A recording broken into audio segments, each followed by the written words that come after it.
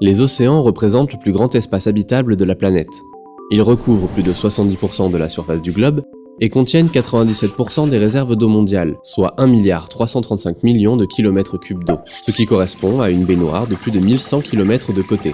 En moyenne, l'océan a une profondeur de 3700 mètres, mais à certains endroits, il peut atteindre des profondeurs vertigineuses. Mais quelle est la profondeur de l'océan ?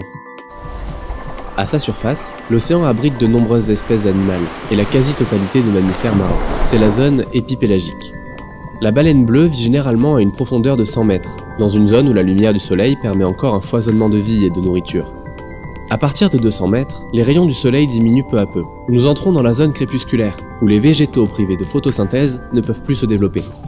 Herbert Nietzsche, qui a établi le record du monde d'apnée en 2007, n'a dépassé cette limite que de quelques mètres.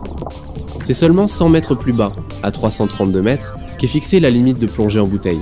Après cette profondeur, la pression exercée sur le corps par l'eau est 30 fois supérieure à celle de la surface. Le corps humain n'est pas adapté pour survivre à de telles pressions, mais certains animaux s'en accommodent très bien. Le cachalot par exemple, peut descendre à des profondeurs moyennes de 600 mètres, où il chasse ses proies favorites, les calamars géants. Le bâtiment le plus haut du monde, le Burj Khalifa à Dubaï, atteint à peine les 828 mètres. Un peu plus bas, à 1000 mètres, l'obscurité devient totale. Les rayons du soleil n'atteignent plus cette profondeur. La nuit est permanente. Les espèces présentes sont presque toutes aveugles. La plupart vivent à proximité des sources hydrothermales, où la température peut atteindre les 400 degrés Celsius. C'est à cette profondeur, à 3000 mètres, que la baleine à bec de Cuvier vient chasser. Cette baleine est le mammifère capable de plonger le plus profond. L'épave du Titanic repose, elle, par 3821 mètres de fond. Elle a été découverte en 1985, soit plus de 73 ans après son naufrage. À de telles profondeurs, les conditions extrêmes auront raison de l'épave, qui devrait disparaître d'ici 2030. La zone abyssale commence à 4000 mètres. C'est une des zones les plus profondes de l'océan, abritant une biodiversité encore mal connue. 6000 mètres marquent l'entrée de la zone Hadal, spécifique des fosses océaniques. La fosse la plus profonde du monde est celle des Mariannes, dans l'océan Pacifique.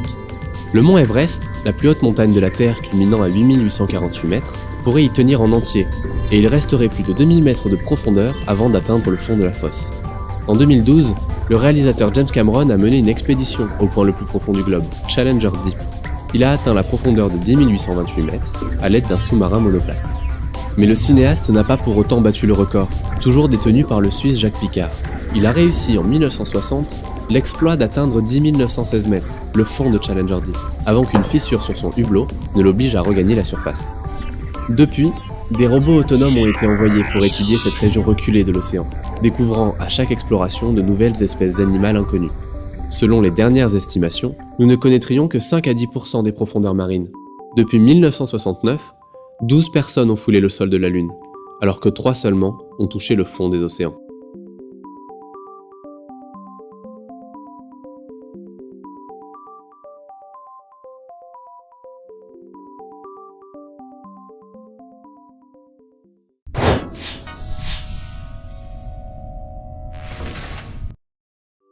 Si vous avez aimé cette vidéo et pour plus de contenu scientifique, n'hésitez pas à vous abonner.